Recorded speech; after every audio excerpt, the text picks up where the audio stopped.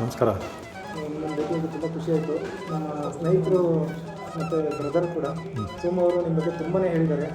ಅದಕ್ಕೋಸ್ಕರ ದೇವ್ರ ದರ್ಶನ ಮಾಡಿ ನಿಮ್ಮ ದರ್ಶನ ಆಶೀರ್ವಾದ ಪಡ್ಕೊಂಡು ಹೋಗೋಣ ಬಂದ್ವಿ. ಈ ದೇವಸ್ಥಾನದ ಮತ್ತು ದೇವರ ಹಿನ್ನೆಲೆ ಅಂತ ತಿಳಿಸ್ತಾರೆ. ಈ ದೇವಸ್ಥಾನ ಪ್ರಾರಂಭ ಆಗಿದ್ದೆ ತುಂಬ ವಿಚಿತ್ರ ಇದು. ನಾವು ದೇವಸ್ಥಾನ ನಾವೆಲ್ಲ ಕಡೆ ನೋಡ್ತೀವಿ, ಯಾವುದೋ ಒಂದು ಐತಿಹ್ಯ ಇರುತ್ತೆ. ಅದೇ ರೀತಿ ಇಲ್ಲೂ ಒಂದು ಐತಿಹ್ಯ ಮುಂದಿನ ದಿನಗಳಲ್ಲಿ ಆಗುತ್ತೆ. ಏನು ಅಂತ ಹೇಳಿದ್ರೆ, ಇಲ್ಲಿ ವಿನಯ್ ಗುರೂಜಿಯವ್ರು ಬರ್ತಾರೆ. ಕಳೆದ ಒಂದು 3-4 ತಿಂಗಳಿಂದ ಬಂದರು. ಅವರೊಂದು ಮಾತಂತಾರೆ, ಶಿವನನ್ನು ತಾಯಿಯನ್ನು ಶಿವನ ರೂಪದಲ್ಲಿ ಪೂಜಿಸ್ತಾ ಇರುವಂಥ ಒಂದು ಸ್ಥಳ ಕ್ಷೇತ್ರ ಇದಾಗುತ್ತೆ. ಹಾಗೆ ಈ ಒಂದು ಕ್ಷೇತ್ರಕ್ಕೆ ನಾವು ವರದರಾಜೇಶ್ವರ ಸ್ವಾಮಿ ಶಿವಾಲಯ ಅಂತ ಹೆಸರಿಟ್ಟಿದ್ವಿ. ವಿನಯ್ ಗುರೂಜಿಯವರು ಒಂದು ಮಾತು ಹೇಳ್ತಾರೆ, ಇದು ಮಾತೃಭೂತೇಶ್ವರ ಅನ್ನೋದಕ್ಕೆ ಒಂದು ನಿಜವಾದ ಅರ್ಥ ಅನಿಸುತ್ತೆ ಅಂತಾರೆ.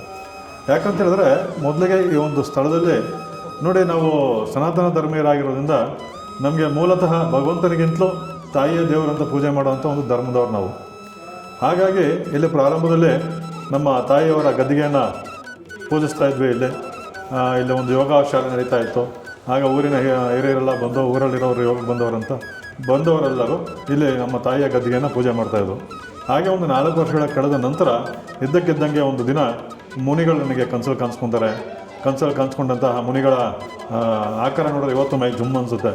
ಬಿಳಿ ಗಡ್ಡಧಾರಿ, ಹಾಗೆ ಬಿಳಿ ವಸ್ತ್ರಧಾರಿಯಾಗಿ ಇಲ್ಲಿ ಗದ್ದಿಗೆಯ ಮುಂದೆ ಒಂದು ಶಿವಲಿಂಗವನ್ನು ಪ್ರತಿಷ್ಠಾಪನೆ ಮಾಡು, ನಾವೆಲ್ಲ ಸೇರಿ ಬರುವಂತಹ ಭಕ್ತರಿಗೆ ಅನೇಕ ಒಳಿತನ್ನು ಮಾಡ್ತೀವಿ ಅಂತ ಹೇಳ್ತಾರೆ.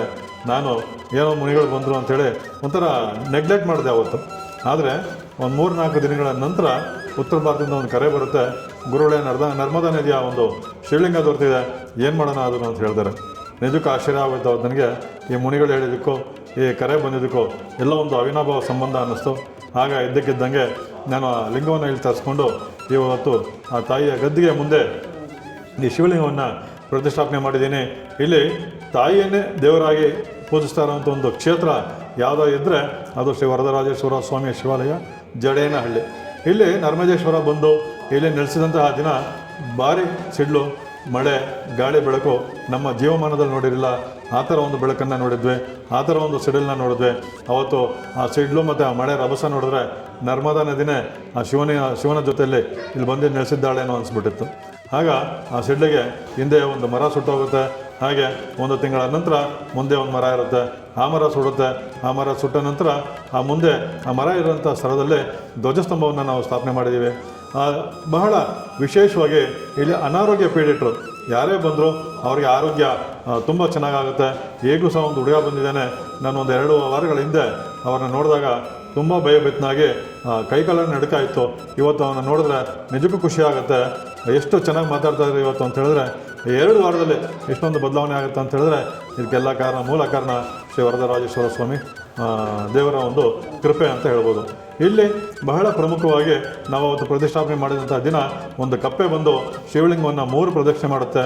ಭಾಳ ಹಿಂದೆ ಇಲ್ಲಿ ಸರ್ಪ ಸಂಚಾರ ಆಗ್ತಾಯಿತ್ತು. ಊರಿನ ಹಿರಿಯರು ನಂತರ ಹೇಳ್ತಾರೆ, ನೀವೇನು ಶಿವಲಿಂಗವನ್ನು ಪ್ರತಿಷ್ಠಾಪನೆ ಮಾಡಿದ್ದೀರಾ, ಅಲ್ಲೇ ಒಂದು ಕಟ್ಟೆ ಮರವನ್ನು ಬಹಳ ಪುರಾತನದಲ್ಲೇ ಇಲ್ಲಿ ಪೂಜೆ ಮಾಡ್ತಾಯಿದ್ರು, ಅಲ್ಲಿ ಮುನೇಶ್ವರನ ಪೂಜಿಸ್ತಾ ಇದ್ರು ಅಂತ ಹೇಳ್ತಾರೆ. ನಿಜಕ್ಕೂ ನನಗೆ ಕನಸಲ್ಲಿ ಬಂದಂತಹ ಮುನೇಶ್ವರ ನಿಜಕ್ಕೂ ಆಶ್ಚರ್ಯ ಆಗುತ್ತೆ. ಆ ಒಂದು ಸ್ಥಳದಲ್ಲೇ ಇವತ್ತು ನಾವು ಲಿಂಗವನ್ನು ಇಟ್ಟಿದ್ದೀವಿ ಅಂತೇಳಿ ಊರಿನ ಹಿರಿಯರು ಹೇಳ್ತಾರೆ. ನಿಜಕ್ಕೂ ಇದು ಯಾವುದೋ ಜನ್ಮದ ಒಂದು ಸುಕೃತದ ಒಂದು ಫಲ ಅನಿಸುತ್ತೆ. ಇಲ್ಲಿ ಬಂದು ನಾವು ಬೆಂಗಳೂರಲ್ಲೋ ಹುಟ್ಟಿ ಇಲ್ಲಿ ಬಂದು ಈ ಸ್ಥಳದಲ್ಲೇ ಒಂದು ಶಿವಾಲಯವನ್ನು ಮಾಡಬೇಕು ಅಂತ ಹೇಳಿದ್ರೆ ಯಾವುದೋ ಜನ್ಮದ ಒಂದು ಪೂರ್ವದ ಒಂದು ಪುಣ್ಯ ಫಲ ಅನಿಸುತ್ತೆ ನನಗೆ.